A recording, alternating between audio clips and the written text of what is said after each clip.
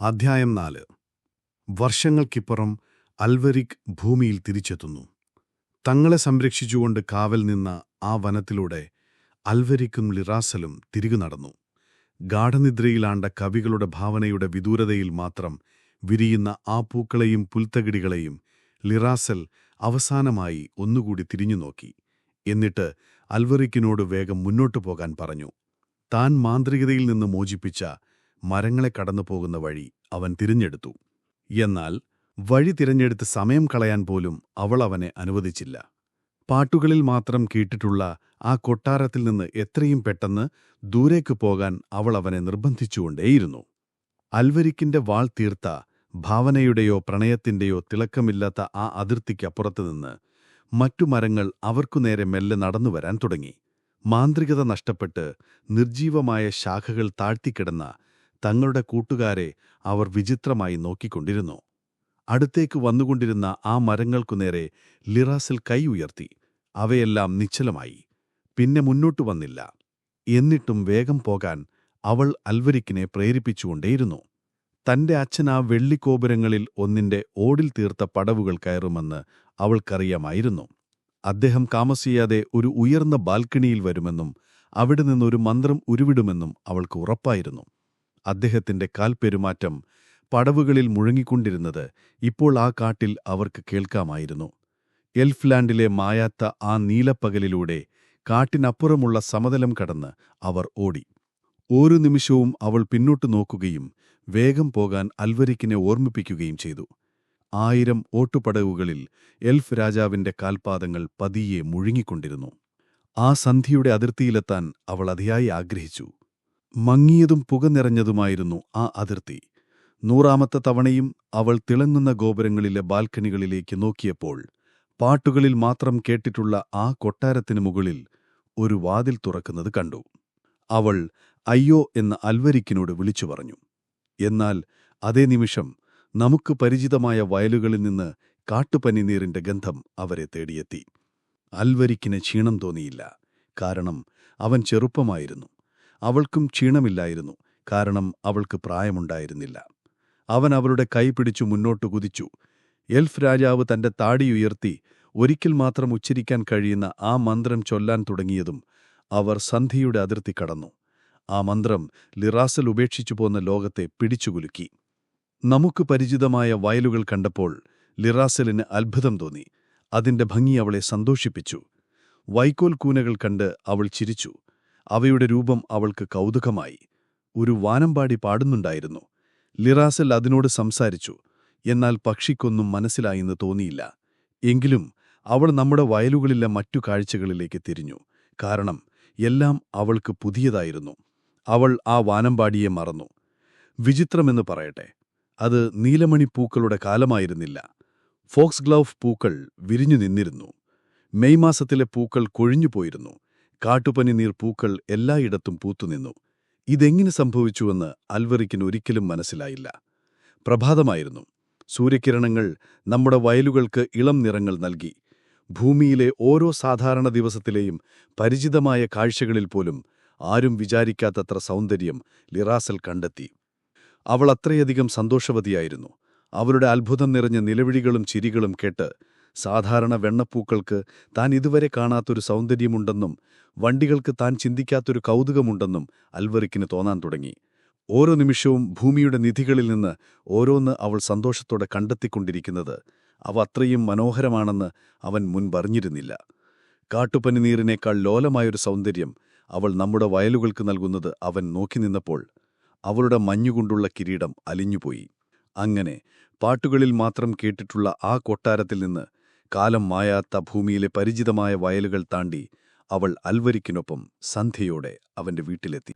ഏർളിലെ കോട്ടയിലെല്ലാം മാറിയിരുന്നു. കോട്ടവാതിൽക്കൽ വെച്ച് അൽവരിക്കിന് പരിചയമുള്ള ഒരു കാവൽക്കാരനെ അവർ കണ്ടുമുട്ടി. അവരെ കണ്ട് അയാൾ അത്ഭുതപ്പെട്ടു. ഹാളിലും കൂണിപ്പടികളിലും വെച്ച് കോട്ടയിലെ ജോലിക്കാരെ കണ്ടു. അവരെല്ലാം അത്ഭുതത്തോടെ തലതിരിച്ചു നോക്കി. അൽവരിക്കിന് അവരെയും അറിയാമായിരുന്നു, പക്ഷെ എല്ലാവർക്കും പ്രായമായിരുന്നു. എൽഫ്ലാൻഡിലെ ആ ഒരൊറ്റ നീല പകൽ കൊണ്ട് ഭൂമിയിൽ ഏതാണ്ട് 10 വർഷങ്ങൾ കടന്നുപോയിരിക്കുന്നു എന്നവന് മനസ്സിലായി. എൽഫ്ലാൻഡിന്റെ രീതി ഇതാണെന്ന് ആർക്കാണറിയാത്തത്? എങ്കിലും അൽവറിക്ക് ഇപ്പോൾ കാണുന്നതുപോലെ കൺമുന്നിലത് സംഭവിക്കുമ്പോൾ ആരാണ് അത്ഭുതപ്പെടാതിരിക്കുക? അവൻ ലിറാസലിനോട് 10-12 വർഷങ്ങൾ കടന്നുപോയ കാര്യം പറഞ്ഞു. എന്നാൽ ഒരു സാധാരണക്കാരൻ ഒരു രാജകുമാരിയെ വിവാഹം കഴിച്ചിട്ട് തന്റെ കയ്യിൽ നിന്നൊരു നാണയം നഷ്ടപ്പെട്ടെന്ന് പറയുന്നത് പോലെയായിരുന്നു അത്. കാലത്തിന് ലിറാസലിന്റെ ലോകത്ത് വിലയോ അർത്ഥമോ ഉണ്ടായിരുന്നില്ല. നഷ്ടപ്പെട്ട 10 വർഷങ്ങളെക്കുറിച്ച് കേട്ട് അവൾക്കൊരു ഭാവമാറ്റവും ഉണ്ടായില്ല. കാലം നമുക്കെത്രത്തോളം വിലപ്പെട്ടതാണെന്ന് അവൾക്കറിയില്ലായിരുന്നു. അവന്റെ അച്ഛൻ പണ്ടേ മരിച്ചുപോയെന്ന് അവർ അൽവരിക്കിനോട് പറഞ്ഞു. അൽവരിക് തന്റെ ആഗ്രഹം നിറവേറ്റുമെന്ന് ഉറച്ചു വിശ്വസിച്ച് ഒരക്ഷമയുമില്ലാതെ സന്തോഷത്തോടെയാണ് അദ്ദേഹം മരിച്ചതെന്ന് ഒരാൾ അവനോട് പറഞ്ഞു. കാരണം എൽഫ്ലാൻഡിലെ രീതികളെക്കുറിച്ച് അദ്ദേഹത്തിന് അല്പം അറിയാമായിരുന്നു. അവിടെയും ഇവിടെയുമായി യാത്ര ചെയ്യുന്നവർക്ക് എൽഫ്ലാൻഡ് എന്നും സ്വപ്നം കാണുന്ന ആ ശാന്തതയുടെ ഒരു അംശം വേണമെന്ന് അദ്ദേഹത്തിന് അറിയാമായിരുന്നു. താഴ്വരയിൽ നിന്ന് കൊല്ലന്റെ പണിശാലയിലെ ശബ്ദം അപ്പോഴും മുഴങ്ങിക്കേൾക്കുന്നുണ്ടായിരുന്നു. പണ്ട് ഏളിലെ പ്രഭുവിന്റെ അടുത്തേക്ക് പോയ സംഘത്തിന്റെ തലവനായിരുന്നു കൊല്ലനായിരുന്നു. ആ മനുഷ്യരെല്ലാം അപ്പോഴും ജീവിച്ചിരിപ്പുണ്ടായിരുന്നു. കാരണം ഏൾ താഴ്വരയിൽ കാലം മുന്നോട്ടു പോയിരുന്നുവെങ്കിലും അത് നഗരങ്ങളിലേതുപോലെ വേഗത്തിലായിരുന്നില്ല, മറിച്ച് സൗമ്യമായിട്ടായിരുന്നു. അവിടെ നിന്ന് അൽവറിക്കും ലിറാസലും ഫ്രിയറിന്റെ പുണ്യസ്ഥലത്തേക്ക് പോയി. അദ്ദേഹത്തെ കണ്ടപ്പോൾ ക്രിസ്തീയ ആചാരപ്രകാരം തങ്ങളെ വിവാഹം കഴിപ്പിക്കണമെന്ന് അൽവറിക്ക് ആവശ്യപ്പെട്ടു. തന്റെ ചെറിയ പുണ്യസ്ഥലത്തെ സാധാരണ വസ്തുക്കൾക്കിടയിൽ ലിറാസലിന്റെ സൗന്ദര്യം മിന്നിക്കണ്ടപ്പോൾ അവൾ മനുഷ്യവംശത്തിൽപ്പെട്ടവളല്ലെന്ന് അയാൾക്ക് ഒറ്റനോട്ടത്തിൽ ഭയം തോന്നി. അവൾ എവിടെ നിന്ന് വരുന്നുവെന്ന് ചോദിച്ചപ്പോൾ അവൾ സന്തോഷത്തോടെ എൽഫ്ലാൻഡ് എന്ന് മറുപടി പറഞ്ഞു. അത് കേട്ട് ആ നല്ല മനുഷ്യൻ കൈകൾ കൂപ്പി ആ നാട്ടിലുള്ളവരെല്ലാം രക്ഷയ്ക്കപ്പുറത്താണ് ജീവിക്കുന്നതെന്ന് അവളെ ഗൗരവത്തോടെ അറിയിച്ചു. എന്നാൽ അവൾ പുഞ്ചിരിച്ചു. കാരണം എൽഫ്ലാൻഡിൽ അവൾ എന്നും അലസമായ സന്തോഷത്തിലായിരുന്നു. ഇപ്പോൾ അവൾക്ക് അൽവറിക്കിന്റെ കാര്യം മാത്രമേ ചിന്തയുണ്ടായിരുന്നുള്ളൂ. എന്തു ചെയ്യണമെന്നറിയാനായി ഫ്രിയർ തന്റെ പുസ്തകങ്ങളിലേക്ക് തിരിഞ്ഞു. അൽവറിക്കും ലിറാസലും അയാൾക്ക് മുന്നിൽ നിന്നു. തന്റെ ശ്വാസമല്ലാതെ മറ്റൊരു ശബ്ദവുമില്ലാതെ അയാൾ കുറേ നേരം പുസ്തകങ്ങൾ വായിച്ചു. ഒടുവിൽ ആ പുസ്തകത്തിൽ നിന്ന് കടൽ ഉപേക്ഷിച്ചു വന്ന ഒരു മത്സ്യകന്യകയെ വിവാഹം കഴിക്കുന്നതിനുള്ള ഒരു പ്രാർത്ഥനാക്രമം അയാൾ കണ്ടെത്തി. എൽഫ്ലാൻഡിനെക്കുറിച്ച് ആ നല്ല പുസ്തകത്തിൽ ഒന്നും പറഞ്ഞിട്ടില്ലായിരുന്നു. എന്നാൽ അത് മതിയാകുമെന്ന് അയാൾ പറഞ്ഞു. കാരണം മത്സ്യകന്യകരും എൽഫ്ലാൻഡുകാരെപ്പോലെ രക്ഷയെക്കുറിച്ച് ചിന്തിക്കാതെ ജീവിക്കുന്നവരായിരുന്നു. അങ്ങനെ അയാൾ തന്റെ മണിക്കും ആവശ്യമായ മെഴുകുതിരികൾക്കും ആളെ അയച്ചു. പിന്നീട് ലിറാസലിനോട് നേരെ തിരിഞ്ഞ് എൽഫ്ലാൻഡുമായി ബന്ധപ്പെട്ട എല്ലാം ഉപേക്ഷിക്കുകയും പരിത്യജിക്കുകയും ചെയ്യാൻ പ്രതിജ്ഞ ചെയ്യാൻ ആവശ്യപ്പെട്ടു. ആ നല്ല അവസരത്തിൽ ഉപയോഗിക്കേണ്ട വാക്കുകൾ അയാൾ ഒരു പുസ്തകത്തിൽ നിന്ന് പതുക്കെ വായിച്ചു കൊടുത്തു. നല്ല ഫ്രിയർ, ലിറാസൽ മറുപടി പറഞ്ഞു. ഈ പാഠങ്ങളിൽ പറയുന്ന ഒരു വാക്കിനും എൽഫ്ലാൻഡിന്റെ അതിർത്തി കടക്കാൻ സാധിക്കില്ല. അത് നല്ലതാണ്. കാരണം ഈ പുസ്തകത്തിലെ ഏതെങ്കിലും മന്ത്രത്തിന് മറുപടി പറയാൻ എന്റെ അച്ഛന് കഴിഞ്ഞാൽ അതിന് തകർക്കാൻ കഴിയുന്ന 3 മന്ത്രങ്ങൾ അദ്ദേഹത്തിന്റെ കയ്യിലുണ്ട്. എന്റെ അച്ഛനുമായി മന്ത്രങ്ങൾ ചൊല്ലി മത്സരിക്കാൻ ഞാൻ തയ്യാറല്ല. എന്നാൽ ഫ്രിയർ മറുപടി പറഞ്ഞു. രക്ഷയ്ക്കപ്പുറം ജീവിക്കുന്ന ദുർവാശിയായ ഒരാളെ ഒരു ക്രിസ്ത്യാനിക്ക് വിവാഹം കഴിപ്പിച്ചു തരാൻ എനിക്ക് കഴിയില്ല. അപ്പോൾ അൽവറിക്ക് അവരോട് കെഞ്ചി പറഞ്ഞു. അവൾ ആ പുസ്തകത്തിലെ വാക്കുകൾ ഏറ്റുചൊല്ലി. എന്നിട്ട് കൂട്ടിച്ചേർത്തു, ഈ മന്ത്രം എന്റെ അച്ഛന്റെ ഏതെങ്കിലും മന്ത്രവുമായി ഏറ്റുമുട്ടിയാൽ അദ്ദേഹത്തിന് ഇതിനെ തകർക്കാൻ കഴിയും. അപ്പോഴേക്കും മണിയും മെഴുകുതിരികളും എത്തി. കടലുപേക്ഷിച്ചു വന്ന ഒരു മത്സ്യക്കന്യകയെ വിവാഹം കഴിക്കുന്നതിനുള്ള ആചാരങ്ങൾ ഉപയോഗിച്ച് ആ നല്ല മനുഷ്യൻ തന്റെ ചെറിയ വീട്ടിൽ വെച്ച് അവരെ വിവാഹം കഴിപ്പിച്ചു. അധ്യായം 5. യർലിലെ ജനസഭയുടെ വിവേകം. ആ മധുവിധുനാളുകളിൽ യർലിലെ ജനങ്ങൾ സമ്മാനങ്ങളും ആശംസകളുമായി ഇടയ്ക്കിടെ കോട്ടയിലേക്ക് വന്നു. സന്ധ്യയാവുമ്പോൾ അവർ തങ്ങളുടെ വീടുകളിലിരുന്ന് പഴയ പ്രഭുവിനോട് അദ്ദേഹത്തിന്റെ നീണ്ട ചുവന്ന മുറിയിൽ വെച്ച് സംസാരിച്ചപ്പോൾ തങ്ങൾ ചെയ്ത പ്രവൃത്തിയുടെ വിവേകത്തെക്കുറിച്ചോർത്തു. ആ സംഭാഷണത്തിന്റെ ഫലമായി യർൽ താഴ്വരയ്ക്ക് വരാനിരിക്കുന്ന നന്മകളെക്കുറിച്ച് അവർ സ്വപ്നം കണ്ടു. അവരുടെ നേതാവായിരുന്നത് കൊല്ലനായ നാളായിരുന്നു. ഈ ആശയം ആദ്യമായി മുന്നോട്ടുവച്ചത് ഗുഹിക്കായിരുന്നു. യർലിലടുത്തുള്ള കുന്നിൻപുറങ്ങളിൽ ക്ലോവർ പുൽമേടുകൾ കൃഷി ചെയ്തിരുന്ന അയാൾ ഭാര്യയോട് സംസാരിച്ച ശേഷമാണ് ഈ ചിന്തയിലെത്തിയത്. അവരോടൊപ്പം കുതിരക്കാരനായ നെഹിക്കും 4 കന്നുകാലി വ്യാപാരികളും മാരിനെ വേട്ടയാടിയിരുന്ന ഓത്തുമുണ്ടായിരുന്നു. പിന്നെ ഉഴവുകാരുടെ തലവനായ വിലലും. ഇവരും മറ്റു 3 പേരും ചേർന്നാണ് യർലിലെ പ്രഭുവിനെ സമീപിച്ച് ആൽവരിക്കിനെ ആ യാത്രയ്ക്ക് പ്രേരിപ്പിച്ച അപേക്ഷ നൽകിയത്. ഇപ്പോൾ അതിൽ നിന്നുണ്ടാകാൻ പോകുന്ന നല്ല ഭാവിയെക്കുറിച്ച് അവർ വാചാലരായി. യർൽ താഴ്വരയുടെ യഥാർത്ഥ മഹത്വം മനുഷ്യർക്കിടയിൽ അറിയപ്പെടണമെന്ന് അവർ ഒരുപോലെ ആഗ്രഹിച്ചു. അവർ ചരിത്രപുസ്തകങ്ങൾ പരതി പുൽമേടുകളെക്കുറിച്ചുള്ള ഗ്രന്ഥങ്ങൾ വായിച്ചു. പക്ഷെ തങ്ങൾ സ്നേഹിച്ച താഴ്വരയെക്കുറിച്ച് എവിടെയും കാര്യമായ പരാമർശങ്ങൾ കണ്ടെത്താനായില്ല. അങ്ങനെയിരിക്കെ ഒരു ദിവസം ഗുഹിക്ക് പറഞ്ഞു, ഇനി നമ്മളെ ഭരിക്കാൻ ഒരു മാന്ത്രിക പ്രഭു വരട്ടെ. അദ്ദേഹം നമ്മുടെ താഴ്വരയുടെ പേര് ലോകമെങ്ങും പ്രശസ്തമാക്കും. എർലിന്റെ നാമം കേൾക്കാത്തവരായി ആരുമുണ്ടാകരുത്. ഈ ആശയം കേട്ട എല്ലാവരും ആഹ്ലാദിച്ചു. അവരൊരു ജനസഭയുണ്ടാക്കി. 12 പേർ പ്രഭുവിനെ കാണാൻ പോയി. ഞാൻ മുമ്പ് പറഞ്ഞതുപോലെ കാര്യങ്ങൾ നടന്നു. അതുകൊണ്ട് അവർ മധു കുടിച്ചിരുന്ന് എർലിന്റെ ഭാവിയെക്കുറിച്ചും മറ്റു താഴ്വരകൾക്കിടയിൽ അതിനുണ്ടാകാൻ പോകുന്ന സ്ഥാനത്തെക്കുറിച്ചും ലോകം അതിനെ വാഴ്ത്താൻ പോകുന്നതിനെക്കുറിച്ചും സംസാരിച്ചു. നാളിന്റെ വലിയ ആലയിലായിരുന്നു അവർ ഒത്തുകൂടിയിരുന്നത്. നാളകത്ത മുറിയിൽ നിന്ന് അവർക്ക് മധു നിറച്ചുകൊണ്ടുവരും. വനത്തിലെ ജോലി കഴിഞ്ഞ് ത്രെൽ വൈകിയെത്തും. ക്ലോവർ പൂന്തേൻ കൊണ്ടുണ്ടാക്കിയ ആ മധുവിന് നല്ല കനവും മധുരവുമുണ്ടായിരുന്നു. ആ ചൂടുള്ള മുറിയിലിരുന്ന് താഴ്വരയിലെയും കുന്നിൻപുറങ്ങളിലെയും ദൈനംദിന കാര്യങ്ങൾ സംസാരിച്ച ശേഷം അവർ ഭാവിയെക്കുറിച്ച് ചിന്തിക്കാൻ തുടങ്ങും. ഏതോ സ്വർണ്ണമഞ്ഞിൻ മറച്ചുനൂടെയെന്നോണം എർലിന്റെ വരാനിരിക്കുന്ന പ്രതാപം അവർ കണ്ടു. ഒരാൾ അവിടുത്തെ കാലുകളെ പുകഴ്ത്തി, മറ്റൊരാൾ കുതിരകളെ, വേറൊരാൾ ഫലഭൂയിഷ്ടമായ മണ്ണിനെ. താഴ്വരകളിലെല്ലാം തലപ്പത്ത് എർലെത്തുന്ന കാലം വിദൂരമല്ലെന്നെല്ലാവരും ഉറപ്പിച്ചു. ഈ സായാഹ്നങ്ങളെ കൊണ്ടുവന്ന കാലം അവയെ കൊണ്ടുപോവുകയും ചെയ്തു. നമുക്കറിയാവുന്ന എല്ലാ വയലുകളിലൂടെയുമെന്ന പോലെ അത് എർല് താഴ്വരയിലൂടെയും കടന്നുപോയി. വീണ്ടും വസന്തമെത്തി. നീലമണികൾ പൂക്കുന്ന കാലം. വനത്തിലെ അനിമോൻ പൂക്കൾ നിറഞ്ഞു നിൽക്കുന്ന ഒരു ദിവസം ആ വാർത്തയെത്തി. ആൽവരിക്കിനും ലിറാസെലും ഒരു മകൻ പിറന്നിരിക്കുന്നു. അതറിഞ്ഞ എർലിലെ ജനങ്ങൾ പിറ്റേന്ന് രാത്രി കുന്നിൻ മുകളിൽ ഒരു വലിയ തീ കൂട്ടി. അതിനു ചുറ്റും അവർ നൃത്തം ചെയ്തു, മധു കുടിച്ചു, ആനന്ദിച്ചു. അടുത്തുള്ള കാട്ടുപൂറ്റിൽ നിന്ന് ദിവസം മുഴുവൻ അതിനായി അവർ മരത്തടികളും ചില്ലകളും വലിച്ചുകൊണ്ടുവന്നിരുന്നു. ആ തീയുടെ വെളിച്ചം മറ്റു ദേശങ്ങളിലും കാണാമായിരുന്നു. പക്ഷേ എൽഫ്നാൻഡിലെ മഞ്ഞുപുതച്ച നീല കൊടുമുടികളിൽ അതിന്റെ ഒരു തിളക്കം പോലും എത്തിയില്ല. കാരണം ഇവിടെ എന്തു സംഭവിച്ചാലും മാറ്റമില്ലാതെ നിൽക്കുന്നവയാണ് ആ മലനിരകൾ. തീയ്ക്കു ചുറ്റുമുള്ള നൃത്തം നിർത്തിത്തളർന്നപ്പോൾ അവർ നിലത്തിരുന്ന് എർലിന്റെ ഭാഗ്യദേയം പ്രവചിച്ചു. അമ്മയിൽ നിന്ന് മാന്ത്രിക സിദ്ധികൾ ലഭിക്കാൻ പോകുന്ന ആൽവരീക്കിന്റെ മകൻ ഭരിക്കുമ്പോൾ എർലിനുണ്ടാകുന്ന സൗഭാഗ്യങ്ങളെക്കുറിച്ച് അവർ സംസാരിച്ചു. അവൻ അവരെ യുദ്ധങ്ങളിലേക്ക് നയിക്കുമെന്ന് ചിലർ പറഞ്ഞു. കൂടുതൽ ആഴത്തിൽ നിലമുഴാൻ പഠിപ്പിക്കുമെന്ന് മറ്റു ചിലർ. തങ്ങളുടെ കാലുകൾക്ക് നല്ല വില കിട്ടുമെന്നെല്ലാവരും ഉറപ്പിച്ചു. ആ രാത്രി ആരും ഉറങ്ങിയില്ല. നൃത്തം ചെയ്തും ശോഭനമായ ഭാവി പ്രവചിച്ചും ആ പ്രവചനങ്ങളിൽ സ്വയം മതിമറന്നു അവർ ആ രാത്രി കഴിച്ചുകൂട്ടി. എല്ലാത്തിലുമുപരി എർലിന്റെ പേര് മറ്റു ദേശങ്ങളിൽ അറിയപ്പെടുകയും ബഹുമാനിക്കപ്പെടുകയും ചെയ്യുമല്ലോ എന്നോർത്തായിരുന്നു അവരുടെ സന്തോഷം. അതിനുശേഷം ആൽവരിക് തന്റെ കുഞ്ഞിനെ ഒരു പോറ്റമൈ തേടി താഴ്വരയിലും കുന്നിൻപുറങ്ങളിലും അലഞ്ഞു. എൽഫ്ലാൻഡിലെ രാജവംശത്തിന്റെ ഭാഗമായി ഒരു കുഞ്ഞിനെ പരിപാലിക്കാൻ യോഗ്യതയുള്ള ആരെയും കണ്ടെത്താൻ എളുപ്പമായിരുന്നില്ല. അവൻ കണ്ടെത്തിയവരെല്ലാം കുഞ്ഞിന്റെ കണ്ണുകളിൽ ഇടയ്ക്കിടെ മിന്നിമറയുന്ന വെളിച്ചം കണ്ട് ഭയപ്പെട്ടു. അത് ഈ ഭൂമിയുടേതോ ആകാശത്തിന്റേതോ അല്ലാത്ത ഒരു വെളിച്ചം പോലെയായിരുന്നു. അവസാനം കാറ്റുള്ള ഒരു പ്രഭാതത്തിൽ ഏകാന്തവാസിനിയായ മന്ത്രികയുടെ കുഞ്ഞിലേക്ക് അവൻ കയറിച്ചെന്നു.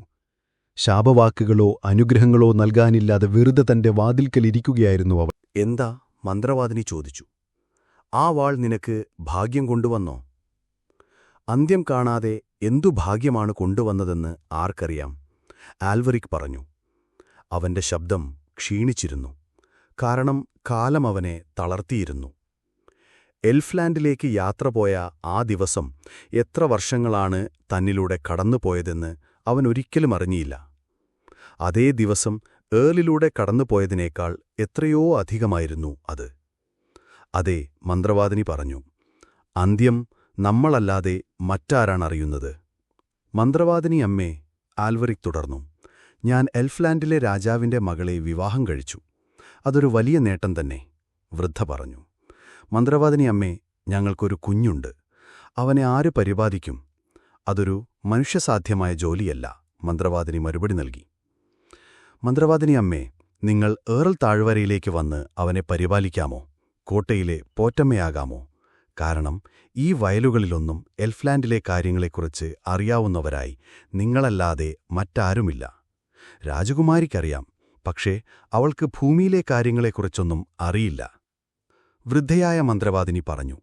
ഞാൻ രാജാവിനെ ഓർത്തുവരാം. അങ്ങനെ വിചിത്രമായ കുറേ സാധനങ്ങളടങ്ങിയ ഒരു ഭാണ്ഡവുമായി മന്ത്രവാദിനി കുന്നിറങ്ങി വന്നു. അമ്മയുടെ നാടിനെക്കുറിച്ചുള്ള പാട്ടുകളും കഥകളും അറിയാവുന്ന ഒരാൾ നമുക്കറിയാവുന്ന ഈ വയലുകളിൽ വെച്ച് ആ കുഞ്ഞിനെ പരിചരിച്ചു. പ്രായം ചെന്ന ആ മന്ത്രവാദിനിയും ലിറാസൽ രാജകുമാരിയും കുഞ്ഞിന്റെ മേൽ ഒരുമിച്ച് കുനിഞ്ഞിരിക്കുമ്പോഴൊക്കെ പലപ്പോഴും സംസാരിച്ചിരുന്നു. പിന്നീട് നീണ്ട സായാഹ്നങ്ങളിൽ ആൽവരിക്കിനൊന്നും അറിയാത്ത കാര്യങ്ങളെക്കുറിച്ച് അവർ സംസാരിച്ചു. മന്ത്രവാദിനിക്ക് 100 വർഷത്തെ പ്രായവും മനുഷ്യരിൽ നിന്ന് മറഞ്ഞിരിക്കുന്ന വിജ്ഞാനവുമുണ്ടായിരുന്നിട്ടും അവർ സംസാരിച്ചപ്പോൾ പഠിച്ചത് അവളായിരുന്നു. പഠിപ്പിച്ചത് ലിറാസിൽ ഹാജകുമാരിയും. എന്നാൽ ഭൂമിയെക്കുറിച്ചോ ഇവിടുത്തെ രീതികളെക്കുറിച്ചോ ലിറാസൽ ഒന്നും പഠിച്ചില്ല. കുഞ്ഞിനെ നോക്കിയിരുന്ന ആ വൃദ്ധയായ മന്ത്രവാദിനി അവനെ ലാളിച്ചും സാന്ത്വനിപ്പിച്ചും ചെയ്തതുകൊണ്ട് അവന്റെ ശൈശവത്തിൽ അവനൊരിക്കലും കരഞ്ഞില്ല. പ്രഭാതത്തെ പ്രകാശപൂർണമാക്കാൻ അവളുടെ കയ്യിലൊരു മന്ത്രമുണ്ടായിരുന്നു. പകലിന് ഉന്മേഷം പകരാൻ വേറൊരു മന്ത്രം, ചുമയെ ശമിപ്പിക്കാൻ മറ്റൊരു മന്ത്രം. കുഞ്ഞിന്റെ മുറിക്ക് ഊഷ്മളവും ഇമ്പവും ഒരൽപ്പം ഭയാനകമായ സൗന്ദര്യവും നൽകാൻ അവൾക്കൊരു മന്ത്രമുണ്ടായിരുന്നു. അത് കേൾക്കുമ്പോൾ അവൾ മന്ത്രമൂതിയ വിറകുകൊള്ളികളിൽ നിന്ന് തീ ആളിക്കത്തും. ആ തീയുടെ വെളിച്ചത്തിൽ മുറിയിലെ വസ്തുക്കളുടെ വലിയ നിഴലുകൾ ഇരുണ്ടും ഉല്ലാസത്തോടെയും മച്ചിൽ വിറയാർന്ന് നൃത്തം ചെയ്യും. സാധാരണ മനുഷ്യരായ അമ്മമാർ മക്കളെ പരിപാലിക്കുന്നതുപോലെ ലിറാസലും മന്ത്രവാദിനിയും അവനെ നോക്കി. പക്ഷേ അതോടൊപ്പം നമുക്കറിയാവുന്ന ഈ വയലുകളിലെ മറ്റു കുട്ടികൾ കേൾക്കാത്ത ഈണങ്ങളും മന്ത്രങ്ങളും അവൻ പഠിച്ചു. അങ്ങനെ ആ വൃദ്ധയായ മന്ത്രവാദിനി തന്റെ കറുത്ത വടിയുമായി മുറിയിലൂടെ നടന്ന് മന്ത്രങ്ങളാൽ കുഞ്ഞിന് കാവൽ നിന്നു. കാറ്റുള്ള രാത്രികളിൽ ഏതെങ്കിലും വിടവിലൂടെ കാറ്റ് ചൂളമടിച്ചകത്തേക്ക് വന്നാൽ അതിനെ ശാന്തമാക്കാൻ അവൾക്കൊരു മന്ത്രമുണ്ടായിരുന്നു. അടുപ്പത്തിരുന്ന പാത്രം പാടിയ പാട്ടിനെ മനോഹരമാക്കാൻ അവൾക്കൊരു വിദ്യയുണ്ടായിരുന്നു. ആ ഈണം കേൾക്കുമ്പോൾ മൂടൽമഞ്ഞിൽ മറഞ്ഞുകിടക്കുന്ന ദൂരദേശങ്ങളിലെ വിചിത്രമായ വാർത്തകളുടെ സൂചനകൾ അതിലുണ്ടായിരിക്കും. അങ്ങനെ കണ്ണുകൊണ്ട് കണ്ടിട്ടില്ലാത്ത ദൂര താഴ്വരകളുടെ നിഗൂഢതകൾ അവൻ അറിയാൻ തുടങ്ങി. സന്ധ്യയാകുമ്പോൾ അവൾ തന്റെ കരിന്തടി ഉയർത്തിപ്പിടിച്ച് നിഴലുകൾക്കിടയിൽ തീക്ക് മുന്നിൽ നിൽക്കും. എന്നിട്ട് ആ നിഴലുകളെ മന്ത്രം ചൊല്ലി അവനുവേണ്ടി നൃത്തം ചെയ്യിക്കും. നന്മയുടെയും തിന്മയുടെയും പല രൂപങ്ങളെടുത്ത് ആ നിഴലുകൾ കുഞ്ഞിനെ സന്തോഷിപ്പിക്കാനായി ആടി. അതുകൊണ്ട് ഭൂമിയിലെ ജീവജാലങ്ങളെക്കുറിച്ചും മാത്രമല്ല അവൻ പഠിച്ചത്. പന്നികൾ, മരങ്ങൾ, ഒട്ടകങ്ങൾ, മുതലകൾ, ചെന്നായ്ക്കൾ, താറാവുകൾ, നല്ല നായ്ക്കൾ, ശാന്തസ്വഭാവിയായ കോലുകൾ, മട്ടുകൾ, ഇവയെല്ലാം. മറിച്ച് മനുഷ്യർ ഭയപ്പെട്ടിരുന്ന ഇരുണ്ട രൂപങ്ങളെക്കുറിച്ചും അവർ പ്രതീക്ഷിച്ചും ഊഹിച്ചുമിരുന്ന കാര്യങ്ങളെക്കുറിച്ചും അവനറിഞ്ഞു. ആ സന്ധ്യകളിൽ ലോകത്ത് സംഭവിക്കുന്നതും നിലനിൽക്കുന്നതുമായ എല്ലാം ആ മുറിയുടെ ചുമരുകളിലൂടെ കടന്നുപോയി. അങ്ങനെ നമുക്കറിയാവുന്ന ഈ ലോകം അവന് പരിചിതമായി. ചൂടുള്ള ഉച്ചനേരങ്ങളിൽ മന്ത്രവാദിനി അവനെക്കൊണ്ട് ഗ്രാമത്തിലൂടെ നടക്കും. അവളുടെ വിചിത്രമായ രൂപം കണ്ട് എല്ലാ നായ്ക്കളും കുരയ്ക്കും. പക്ഷേ പേടിച്ച് അടുത്തേക്കു വരില്ല. കാരണം അവളുടെ പിന്നാലെ ഒരു ഭൃത്യൻ ആ കരിന്തടി പിടിച്ചു നടക്കുന്നുണ്ടാകും. ഒരു മനുഷ്യന് എത്ര ദൂരേക്ക് കല്ലെറിയാൻ കഴിയുമെന്നും അവൻ തങ്ങളെ അടിക്കുമോ ഇല്ലേ എന്നും അറിയാവുന്ന നായ്ക്കൾക്ക് അതൊരു സാധാരണ വടിയല്ലെന്നും അറിയാമായിരുന്നു. അതുകൊണ്ട് ആ ഭൃത്യന്റെ കയ്യിലിരിക്കുന്ന വിചിത്രമായ കറുത്ത വടിയിൽ നിന്ന് അവ അകന്നുനിന്നും ഉരണ്ടു. ആ കാഴ്ച കാണാൻ ഗ്രാമീണർ പുറത്തിറങ്ങി. തങ്ങളുടെ യുവരാജകുമാരന് എത്ര മാന്ത്രിക ശക്തിയുള്ള ഒരു പോറ്റമ്മയെയാണ് കിട്ടിയതെന്നോർത്ത് എല്ലാവരും സന്തോഷിച്ചു. ഇതാ സിറുണ്ടൽ എന്ന മന്ത്രവാദിനി എന്നവർ പറഞ്ഞു. അവൾ അവനെ മന്ത്രവാദത്തിന്റെ യഥാർത്ഥ തത്വങ്ങൾ പഠിപ്പിച്ച് വളർത്തുമെന്നും അവന്റെ കാലത്ത് ഈ താഴ്വരയെ പ്രശസ്തയാക്കുന്ന അത്ഭുതങ്ങൾ നടക്കുമെന്നും അവർ ഉറപ്പിച്ചു. അവർ തങ്ങളുടെ നായ്ക്കളെ പേടിച്ച് വീട്ടിനുള്ളിലേക്ക് ഓടുന്നതുവരെ അടിച്ചു. പക്ഷേ നായ്ക്കൾ തങ്ങളുടെ സംശയങ്ങളിൽ ഉറച്ചുനിന്നു. അങ്ങനെ പുരുഷന്മാർ നാളിന്റെ ആളയിലേക്ക് പോകുമ്പോൾ, വീടുകൾ നിലാവിൽ നിശബ്ദമാകുമ്പോൾ, നാളിന്റെ ആളയുടെ ജനവാതിലുകൾ തിളങ്ങുമ്പോൾ, മദ്യം കൈമാറി കുടിക്കുമ്പോൾ അവർ ഏളിന്റെ ഭാവിയെക്കുറിച്ച് സംസാരിക്കും. അതിന്റെ വരാനിരിക്കുന്ന മഹത്വത്തെക്കുറിച്ചുള്ള കഥയിൽ കൂടുതൽ ശബ്ദങ്ങൾ ചേർന്നുകൊണ്ടേയിരിക്കും. അപ്പോൾ മൃദുലമായ പാദങ്ങളോടെ നായ്ക്കൾ മണൽ നിറഞ്ഞ തെരുവിലേക്ക് ഇറങ്ങിവന്ന് ഓരിയിടും. സൂര്യപ്രകാശം നിറയുന്ന ആ മുറിയിലേക്ക് ലിറാസൽ വരുമായിരുന്നു. വിദ്യാസമ്പന്നയായ മന്ത്രവാദിനിയുടെ ഒരു മന്ത്രത്തിനും നൽകാനാവാത്ത ഒരു പ്രകാശം അവൾ തന്നോടൊപ്പം കൊണ്ടുവന്നു. അവൾ തന്റെ മകന് പാട്ടുകൾ പാടിക്കൊടുത്തു. ഇവിടെ നമുക്കാർക്കും പാടാനാവാത്ത പാട്ടുകളായിരുന്നു അവ. കാരണം സന്ധ്യയുടെ അതിർത്തികൾക്കപ്പുറത്ത് വെച്ചായിരുന്നു അവൾ ആ ഗാനങ്ങൾ പഠിച്ചത്. കാലത്തിന്റെ വേവലാതികളറിയാത്ത ഗായകരായിരുന്നു അവയുടെ ശില്പികൾ. ആ പാട്ടുകൾക്ക് അത്രയേറെ മാന്ത്രികതയുണ്ടായിരുന്നു. നമുക്കറിയാവുന്ന ഈ വയലുകളിൽ നിന്നും ചരിത്രകാരന്മാർ ഉപയോഗിക്കുന്ന കാലഗണനയിൽ നിന്നും എത്രയോ അകലെയായിരുന്നു അവയുടെ ഉത്ഭവം. വേനൽക്കാലത്തെ തുറന്ന ജനലുകളിലൂടെ ആ ഗാനങ്ങൾ എർലിലേക്കൊഴുകിയെത്തിയപ്പോൾ ആളുകൾ അവയുടെ വിചിത്രമായ സൗന്ദര്യത്തിൽ അത്ഭുതപ്പെട്ടു. എങ്കിലും തന്റെ കുഞ്ഞിന്റെ ഭൗതികമായ രീതികളും അവൻ വളരുംതോറും കാണിച്ച ചെറിയ മാനുഷികമായ ചേഷ്ടകളും കണ്ട് അവൾ അത്ഭുതപ്പെട്ടതുപോലെ മറ്റാരും ആ പാട്ടുകൾ കേട്ട് അത്ഭുതപ്പെട്ടില്ല. കാരണം എല്ലാ മനുഷ്യസഹജമായ കാര്യങ്ങളും അവൾക്ക് വിചിത്രമായിരുന്നു. എന്നിട്ടും തന്റെ പിതാവിന്റെ സാമ്രാജ്യത്തെക്കാളും അനശ്വരമായ യൗവനത്തിന്റെ തിളങ്ങുന്ന നൂറ്റാണ്ടുകളെക്കാളും പാട്ടുകളിൽ മാത്രം വർണ്ണിക്കാൻ കഴിയുന്ന കൊട്ടാരത്തെക്കാളും അവൾ അവനെ സ്നേഹിച്ചു. ഭൂമിയിലെ കാര്യങ്ങളുമായി അവൾ ഒരിക്കലും പൊരുത്തപ്പെടില്ലെന്ന് ആ ദിവസങ്ങളിൽ ആൽവരിക് തിരിച്ചറിഞ്ഞു. താഴ്വരയിലെ മനുഷ്യരെ അവൾക്കൊരിക്കലും മനസ്സിലാകില്ല. ജ്ഞാനമുള്ള പുസ്തകങ്ങൾ വായിക്കുമ്പോൾ ചിരിക്കാൻ അവൾക്കാവില്ല. ഭൂമിയിലെ രീതികളോട് അവൾക്കൊരിക്കലും താൽപ്പര്യം തോന്നില്ല. ത്രൽ കെണിവെച്ചു പിടിച്ച് കൂട്ടിലടച്ച ഏതൊരു വന്യജീവിയെയും പോലെ എർലിലെ കോട്ടയിൽ അവൾ അസ്വസ്ഥയായിരിക്കും. നമ്മുടെ വയലുകളിലെയും എൽഫ്ലാൻഡിലെയും കാര്യങ്ങൾ തമ്മിലുള്ള ചെറിയ വ്യത്യാസങ്ങൾ അവളെ ഇനി വിഷമിപ്പിക്കില്ലെന്നും പതിയെ അവൾ ഇവിടത്തെ രീതികൾ പഠിക്കുമെന്നും അവൻ പ്രതീക്ഷിച്ചിരുന്നു. എന്നാൽ അവൾക്ക് വിചിത്രമായി തോന്നുന്ന കാര്യങ്ങൾ എക്കാലവും അങ്ങനെ തന്നെ നിലനിൽക്കുമെന്ന് ഒടുവിൽ അയാൾ തിരിച്ചറിഞ്ഞു. അവളുടെ കാലാതീതമായ ലോകത്തിലെ അനേകം നൂറ്റാണ്ടുകൾ അവളുടെ ചിന്തകളെയും ഭാവനകളെയും അത്രയേറെ സ്വാധീനിച്ചിരുന്നു. നമ്മുടെ ഹ്രസ്വമായ വർഷങ്ങൾക്ക് അതിനെ മാറ്റാൻ കഴിയില്ലായിരുന്നു. അതു മനസ്സിലാക്കിയപ്പോൾ അവൻ സത്യം തിരിച്ചറിയുകയായിരുന്നു. ആൽവരിക്കിന്റെയും ലിറാസലിന്റെയും ആത്മാക്കൾക്കിടയിൽ ഭൂമിയും എൽഫ്ലാൻഡും തമ്മിലുള്ള ത്രിയും ദൂരമുണ്ടായിരുന്നു. സ്നേഹം ആ ദൂരത്തിന് കുറുകെ ഒരു പാലം പണിതു. അതിനേക്കാൾ വലിയ ദൂരങ്ങളെ ബന്ധിപ്പിക്കാൻ സ്നേഹത്തിന് കഴിയും. എങ്കിലും ആ സ്വർണ്ണപ്പാലത്തിൽ ഒരു നിമിഷം നിന്ന് താഴെയുള്ള അഗാധമായ ഗർത്തത്തിലേക്ക് നോക്കുമ്പോൾ ആൽവരിക്കിന്റെ തല കറങ്ങുകയും അയാൾ വിറയ്ക്കുകയും ചെയ്തു. എന്തായിരിക്കും ഇതിന്റെയെല്ലാം അവസാനം എന്നവൻ ചിന്തിച്ചു. തുടക്കത്തേക്കാൾ വിചിത്രമായിരിക്കുമോ അന്ത്യം എന്നവൻ ഭയന്നു. അവളാകട്ടെ തനിക്കെന്തെങ്കിലും അറിയണമെന്ന് കരുതിയതേയില്ല. അവളുടെ സൗന്ദര്യം മാത്രം പോരായിരുന്നോ? പാട്ടുകളിൽ മാത്രം കേട്ടിട്ടുള്ള ആ പുൽമേടുകളിലേക്ക് ഒടുവിൽ ഒരു കാമുകൻ വന്നില്ലേ? അവളുടെ ഏകാന്തമായ വിധിയിൽ നിന്നും ശാശ്വതമായ ശാന്തതയിൽ നിന്നും അവളെ രക്ഷിച്ചില്ലേ? അവൻ വന്നത് തന്നെ ധാരാളമല്ലായിരുന്നോ? ഇവിടത്തെ ആളുകൾ ചെയ്യുന്ന വിചിത്രമായ കാര്യങ്ങൾ അവൾ മനസ്സിലാക്കണമെന്നുണ്ടോ?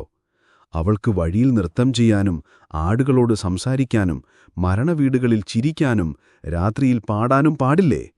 എന്തിന്? സന്തോഷം ഒളിച്ചുവെക്കേണ്ടുന്നാണോ? താൻ വന്നെത്തിയ ഈ വിചിത്രമായ ലോകത്ത് ആനന്ദം വിരസതയ്ക്കു മുന്നിൽ തലകുനിക്കണമെന്നാണോ? അങ്ങനെയിരിക്കെ ഒരു ദിവസം എർലിലെ ഒരു സ്ത്രീക്ക് ഒരു വർഷം മുൻപുണ്ടായിരുന്ന അത്രയും സൗന്ദര്യം ഇപ്പോഴില്ലെന്നവൾ ശ്രദ്ധിച്ചു. വളരെ ചെറിയൊരു മാറ്റമായിരുന്നു അത്. പക്ഷേ അവളുടെ മൂർച്ചയേറിയ കണ്ണുകൾ അത് തിരിച്ചറിഞ്ഞു. അവൾ ആൽവരിക്കിന്റെ അടുത്തേക്ക് ആശ്വാസത്തിന് കരഞ്ഞോടി. കാരണം നമുക്കറിയാവുന്ന ഈ രോഗത്തിലെ കാലത്തിന് എൽഫ്ലാൻഡിലെ അനന്തമായ യുഗങ്ങൾക്കുപോലും മങ്ങലേൽപ്പിക്കാൻ ധൈര്യമില്ലാതിരുന്ന് തന്റെ സൗന്ദര്യത്തെ മുറിവേർപ്പിക്കാൻ കഴിയുമോ എന്ന് അവൾ ഭയന്നു. എല്ലാ മനുഷ്യർക്കും അറിയാവുന്നതുപോലെ കാലം അതിന്റെ വഴിയെ പോകുമെന്നും പരാതി പറഞ്ഞിട്ടെന്ത് കാര്യമെന്നും ആൽവരിക് പറഞ്ഞു. അധ്യായം 6. എൽഫ് രാജാവിന്റെ മന്ത്രം. വെട്ടിത്തിളങ്ങുന്ന തന്റെ ഗോപുരത്തിന്റെ ഏറ്റവും ഉയരത്തിലുള്ള മട്ടുപാവിൽ എൽഫ്ലാൻഡിലെ രാജാവ് നിന്നു. താഴെ 1000 പടികളുടെ പ്രതിധ്വനി അപ്പോഴും മുഴങ്ങുന്നുണ്ടായിരുന്നു. തന്റെ മകളെ എൽഫ്ലാൻഡിൽ തന്നെ പിടിച്ചു നിർത്താനുള്ള മന്ത്രം ഉരുവിടാനായി അദ്ദേഹം തല ഉയർത്തിയ ആ നിമിഷം അവൾ ആ ഇരുണ്ട അതിർവരമ്പ് കടന്നുപോകുന്നത് അദ്ദേഹം കണ്ടു. എൽഫ്ലാൻഡിന് അഭിമുഖമായി നിൽക്കുന്ന ആ അതിർവരമ്പിന്റെ ഈ ഭാഗം സന്ധ്യാപ്രകാശത്താൽ ശോഭനമായിരുന്നു. എന്നാൽ നമ്മൾ അറിയുന്ന ലോകത്തേക്ക് തിരിഞ്ഞു നിൽക്കുന്ന മറുഭാഗം പുകയും ക്രോധവും നിറഞ്ഞതും മങ്ങിയതുമായിരുന്നു. ഇപ്പോൾ അദ്ദേഹം തന്റെ നീലമേലങ്കിക്കും വെളുത്ത പഞ്ഞി പോലുള്ള മേൽവസ്ത്രത്തിനു മുകളിലായി താടിരോമങ്ങൾ ഇടകലർന്നു കിടക്കുവോളം തലകുനിച്ചു നിന്നു. നമ്മളറിയുന്ന ലോകത്ത് കാലം അതിവേഗം പാഞ്ഞുപോകുമ്പോൾ അദ്ദേഹം അവിടെ ദുഃഖത്തോടെ നിശബ്ദനായി നിന്നു. തന്റെ വെള്ളിഗോപുരത്തിനു മുന്നിൽ നീലയും വെള്ളയും വസ്ത്രങ്ങളണിഞ്ഞ് നമുക്കൊന്നും അറിയാത്ത കാലങ്ങളുടെ വാർദ്ധക്യം പേറി എൽഫ്ലാൻഡിൽ ശാശ്വതമായ ശാന്തത സ്ഥാപിക്കുന്നതിനു മുൻപ് അദ്ദേഹം തന്റെ മകളെക്കുറിച്ചോർത്തു. നമ്മുടെ ദയയില്ലാത്ത വർഷങ്ങൾക്കിടയിൽ ജീവിക്കുന്ന മകളെക്കുറിച്ച്. കാരണം എൽഫ്ലാൻഡിന്റെ അതിരുകൾ കടന്ന് നമ്മുടെ പരുക്കൻ ലോകങ്ങളെ സ്പർശിച്ച അദ്ദേഹത്തിന്റെ ജ്ഞാനത്തിന് ഭൗതിക വസ്തുക്കളുടെ കാഠിന്യവും കാലത്തിന്റെ കോലാഹലങ്ങളും നന്നായി അറിയാമായിരുന്നു.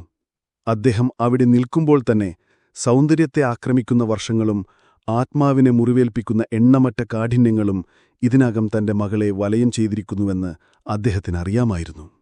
കാലത്തിന്റെ നാശങ്ങൾക്കപ്പുറം ജീവിക്കുന്ന അദ്ദേഹത്തിന് അവൾക്ക് ശേഷിക്കുന്ന ദിവസങ്ങൾ ഒരു നഗരത്തിലെ തെരുവുകളിൽ പറിച്ചെടുത്ത് വിൽക്കപ്പെടുന്ന ഒരു ചെമ്പനീർ പൂവിന്റെ ഏതാനും മണിക്കൂറുകൾ പോലെ തുച്ഛമായി തോന്നി.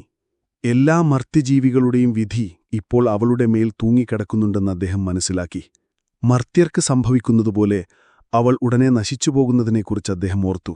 എൽഫ്ലാൻഡിനെ പുച്ഛിക്കുകയും അവിടുത്തെ അമൂല്യമായ കെട്ടുകഥകളെ നിസ്സാരമായി കാണുകയും ചെയ്യുന്ന ദേശത്തെ പാറകൾക്കിടയിൽ അവളെ അടക്കം ചെയ്യുന്നതിനെക്കുറിച്ചോർത്തു. അദ്ദേഹം ആ മാന്ത്രിക ഭൂമിയുടെ എല്ലാം രാജാവായിരുന്നില്ലെങ്കിൽ, തന്റെ സ്വന്തം നിഗൂഢമായ ശാന്തതയിൽ നിന്ന് നിത്യശാന്തി കണ്ടെത്തിയ ആ നാടിന്റെ അധിപനായിരുന്നില്ലെങ്കിൽ, പാറകൾ നിറഞ്ഞ ഭൂമിയിലെ ഒരു ശവക്കുഴി എന്നെന്നും സുന്ദരമായ ആ രൂപത്തെ മുറുകെ പിടിക്കുന്നതിനെക്കുറിച്ചോർത്ത് അദ്ദേഹം കരഞ്ഞുപോയേനെ. അല്ലെങ്കിൽ അവൾ തനിക്കജ്ഞാതമായ ഏതെങ്കിലും സ്വർഗത്തിലേക്ക് പോകുമെന്ന് അദ്ദേഹം കരുതി. നമ്മളറിയുന്ന ലോകത്തെ പുസ്തകങ്ങൾ പറയുന്ന ഏതെങ്കിലും സ്വർഗത്തിലേക്ക്. അതും അദ്ദേഹം കേട്ടിരുന്നു. എൽഫ്ലാൻഡിനെ ശപിച്ചവരുടെ ബ്ലേഡമങ്ങിയ സ്വർണപ്രഭാവലങ്ങൾ മിന്നിമറിയുന്ന അനന്തമായ വസന്തത്തിലെ പുഷ്പങ്ങൾക്കുകീഴിൽ ആപ്പിൾ മരങ്ങൾ നിറഞ്ഞ ഒരു കുന്നിൻ മുകളിൽ നിൽക്കുന്ന അവളെ അദ്ദേഹം സങ്കൽപ്പിച്ചു. അനുഗ്രഹീതർ മാത്രം വ്യക്തമായി കാണുന്ന ആ മഹത്വം തന്റെ എല്ലാ മാന്ത്രിക ജ്ഞാനം കൊണ്ടും അദ്ദേഹം അവ്യക്തമായി കണ്ടു. ആ സ്വർഗീയ കുന്നുകളിൽ നിന്ന് മകൾ തന്റെ മാന്ത്രിക ഗ്രഹത്തിന്റെ ഇളം നീല കൊടുമുടികളിലേക്ക് കൈകൾ നീട്ടുന്നത് അദ്ദേഹം കണ്ടു. അവൾ അങ്ങനെ ചെയ്യുമെന്ന് അദ്ദേഹത്തിന് നന്നായി അറിയാമായിരുന്നു. എന്നാൽ അനുഗ്രഹീതരിൽ ഒരാൾ പോലും അവളുടെ ഏക്കത്തെ ശ്രദ്ധിച്ചില്ല. അപ്പോൾ അദ്ദേഹം തന്നിൽ നിന്ന് ശാശ്വതമായ ശാന്തത കണ്ടെത്തിയ ആ നാടിന്റെ എല്ലാം രാജാവായിരുന്നിട്ടും കരഞ്ഞു. എൽഫ്ലാൻഡ് മുഴുവൻ വിറകൊണ്ടു. ശാന്തമായ ജലാശയത്തിൽ നമ്മുടെ ലോകത്തുനിന്ന് എന്തെങ്കിലും പെട്ടെന്ന് സ്പർശിക്കുമ്പോൾ വെള്ളം വിറക്കുന്നതുപോലെ അത് വിറച്ചു. പിന്നെ രാജാവ് തന്റെ മട്ടുപാവിൽ നിന്നും തിരിഞ്ഞു നടന്നു. തിളങ്ങുന്ന പടികൾ അതിവേഗം ഇറങ്ങി. താഴെ ഗോപുരത്തെ അടച്ചിരുന്ന ദന്തനിർമ്മിതമായ വാതിലുകൾക്കരികിലേക്ക് അദ്ദേഹം ശബ്ദമുണ്ടാക്കി നടന്നു. അവയിലൂടെ പാട്ടുകളിൽ മാത്രം വർണ്ണിക്കാൻ കഴിയുന്ന സിംഹാസനമുറിയിലേക്ക് പ്രവേശിച്ചു. അവിടെ അദ്ദേഹം ഒരു പേടകത്തിൽ നിന്ന് ഒരു എഴുത്തോലയും അത്ഭുതകരമായ ഏതോ പക്ഷിയുടെ ചിറകിൽ നിന്നൊരു തൂവലും എടുത്തു. ഭൗതികമല്ലാത്ത മഷിയിൽ തൂവൽ മുക്കി അദ്ദേഹം ആ എഴുത്തോലയിൽ ഒരു മന്ത്രം കുറിച്ചു. പിന്നെ 2 വിരലുകൾ ഉയർത്തി തന്റെ കാവൽക്കാരെ വിളിച്ചുവരുത്താനുള്ളൊരു ചെറിയ മന്ത്രം പ്രയോഗിച്ചു. പക്ഷേ ഒരു കാവൽക്കാരനും വന്നില്ല. ഇൽഫ്ലാൻഡിൽ കാലമൊട്ടും കടന്നുപോകുന്നില്ലെന്ന് ഞാൻ പറഞ്ഞിട്ടുണ്ടല്ലോ. എന്നിട്ടും സംഭവങ്ങളുടെ നടപ്പ് തന്നെ കാലത്തിന്റെ ഒരു പ്രകടനമാണ്. കാലം കടന്നുപോകാതെ ഒരു സംഭവവും നടക്കുകയുമില്ല. എൽഫ്ലാൻഡിലെ കാലം ഇപ്രകാരമാണ്. ആ തേന്മണമുള്ള വായുവിൽ സ്വപ്നം കാണുന്ന നിത്യസൗന്ദര്യത്തിൽ ഒന്നും ചലിക്കുകയോ മായുകയോ മരിക്കുകയോ ചെയ്യുന്നില്ല. ഒന്നും ചലനത്തിലോ മാറ്റത്തിലോ പുതിയ കാര്യങ്ങളിലോ സന്തോഷം തേടുന്നില്ല. പകരം എക്കാലവും നിലനിന്നിട്ടുള്ള എല്ലാ സൗന്ദര്യത്തെയും ശാശ്വതമായി ധ്യാനിക്കുന്നതിലാണ് അതിന്റെ ആനന്ദം. മന്ത്രത്താലോ പാട്ടാലോ ആദ്യമായി സൃഷ്ടിക്കപ്പെട്ടപ്പോൾ എത്ര തീവ്രമായിരുന്നോ അത്രയും തീവ്രമായി ആ സൗന്ദര്യം ആ മാന്ത്രിക പുൽമേടുകളിൽ എപ്പോഴും ജ്വലിച്ചു നിൽക്കുന്നു. എന്നിട്ടും ഒരു പുതിയ കാര്യത്തെ നേരിടാൻ മാന്ത്രികന്റെ മനസ്സിന്റെ ഊർജ്ജമുയർന്നാൽ എൽഫ്ലാൻഡിൽ ശാന്തത സ്ഥാപിക്കുകയും കാലത്തെ തടഞ്ഞു നിർത്തുകയും ചെയ്ത ആ ശക്തി ആ ശാന്തതയെ അല്പനേരം ഇളക്കിമറിക്കുകയും കാലം എൽഫ്ലാൻഡിനെ അല്പനേരം പ്രകമ്പനം കൊള്ളിക്കുകയും ചെയ്യും. ഒരു വലിയ മത്സ്യം സ്വപ്നം കാണുന്ന, പച്ചപ്പായലുകൾ സ്വപ്നം കാണുന്ന, കടും നിറങ്ങൾ സ്വപ്നം കാണുന്ന, പ്രകാശമുറങ്ങുന്ന ആഴമുള്ള ഒരു കുളത്തിലേക്ക് അതിനപരിചിതമായൊരു ദേശത്തുനിന്ന് എന്തെങ്കിലും എറിഞ്ഞു നോക്കൂ. വലിയ മത്സ്യമുണരും, നിറങ്ങൾ മാറും, പച്ചപ്പായലുകൾ വിറയ്ക്കും, പ്രകാശമുണരും, എണ്ണമറ്റ കാര്യങ്ങൾ മെല്ലെ ചലിക്കുകയും മാറുകയും ചെയ്യും.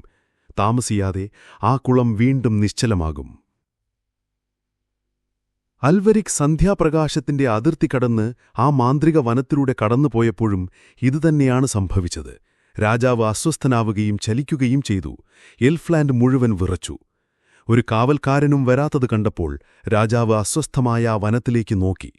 അൽവരിക്കിന്റെ വരവിൽ അപ്പോഴും വിറയ്ക്കുന്ന മരങ്ങളുടെ ഇടയിലൂടെ അദ്ദേഹം നോക്കി. വനത്തിന്റെ ആഴങ്ങളിലൂടെയും തന്റെ കൊട്ടാരത്തിന്റെ വെള്ളിമതിലുകളിലൂടെയും അദ്ദേഹം നോക്കി. കാരണം അത് മാന്ത്രികമായ നോട്ടമായിരുന്നു. അവിടെ തന്റെ 4 കാവൽഭടന്മാരും നിലത്ത് വീണുകിടക്കുന്നത് അദ്ദേഹം കണ്ടു. അവരുടെ കവചങ്ങളിലെ വിടവുകളിലൂടെ കട്ടിയുള്ള എൽഫിഷ് രക്തം പുറത്തേക്ക് ഒലിച്ചിറങ്ങിയിരുന്നു. കാലത്തെ കീഴടക്കുന്നതിനും മുൻപ് പുതുതായി പ്രചോദനം ഉൾക്കൊണ്ട ഒരു മന്ത്രം കൊണ്ട് അവരിലേറ്റവും മുതിർന്നവനെ താൻ സൃഷ്ടിച്ച ആദിമ മാന്ത്രിക വിദ്യയെക്കുറിച്ച് അദ്ദേഹം ഓർത്തു. അദ്ദേഹം തന്റെ കൊട്ടാരത്തിന്റെ പ്രൗഢിയിലൂടെയും പ്രഭയിലൂടെയും പുറത്തേക്ക് നടന്നു. തിളങ്ങുന്ന പുൽമേട് കടന്ന് വീണുകിടക്കുന്ന കാവൽക്കാരുടെ അടുത്തേക്ക് ചെന്നു. മരങ്ങൾ അപ്പോഴും അസ്വസ്ഥമായിരിക്കുന്നത് അദ്ദേഹം കണ്ടു.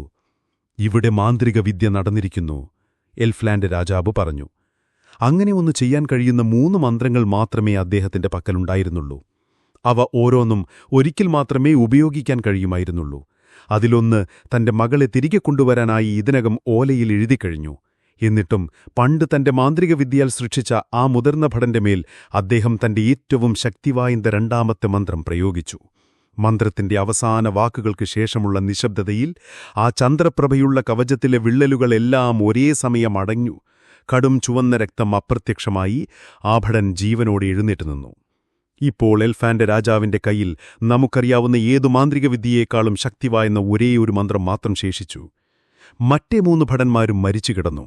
അവർക്ക് ആത്മാവില്ലാത്തതിനാൽ അവരുടെ മാന്ത്രിക ശക്തി വീണ്ടും അവരുടെ യജമാനന്റെ മനസ്സിലേക്ക് മടങ്ങിവന്നു. അവശേഷിച്ച ഭടനെ ഒരു ട്രോളിനെ കൂട്ടിക്കൊണ്ടുവരാൻ അദ്ദേഹം കൊട്ടാരത്തിലേക്ക് അയച്ചു. കടും തവിട്ടുനിറമുള്ള തൊലിയും 2-3 അടി ഉയർവുമുള്ള ട്രോളുകൾ എൽഫ്ലാൻഡിൽ വസിക്കുന്ന ഒരു കുള്ളൻ ഗോത്രമാണ്. താമസിയാതെ പാട്ടുകളിൽ മാത്രം വർണ്ണിക്കാൻ കഴിയുന്ന ആ സിംഹാസനമുറിയിൽ ഒരു ഓട്ടപ്പാച്ചൽ നടന്നു. ഒരു ട്രോൾ അതിന്റെ നഗ്നമായ പാദങ്ങളിൽ സിംഹാസനത്തിന്റെ അരികിൽ പ്രത്യക്ഷപ്പെട്ട് രാജാവിനു മുൻപിൽ നിന്നു. രാജാവ് മന്ത്രമെഴുതിയ ഓല അതിനു ദിഗുന്ന മന്ത്രമെഴുതിയ ഓല അതിനു നൽകിക്കൊണ്ടു പറഞ്ഞു, ഇവിടെ നിന്ന് ഓടിപ്പോകുക, ഈ നാടിന്റെ അതിർത്തി കടന്ന് ഇവിടെ ആർക്കും അറിയാത്ത ലോകത്തേക്ക് ചെല്ലുക, മനുഷ്യരുടെ വാസസ്ഥലത്തേക്ക് പോയ ലിറോസൽ രാജകുമാരിയെ കണ്ടെത്തുക. ഈ മന്ത്രം അവൾക്ക് നൽകുക, അവളത് വായിക്കും, എല്ലാം ശുഭമായി ഭവിക്കും. ആ ട്രോൾ അവിടെ നിന്ന് ഓടിമറഞ്ഞു.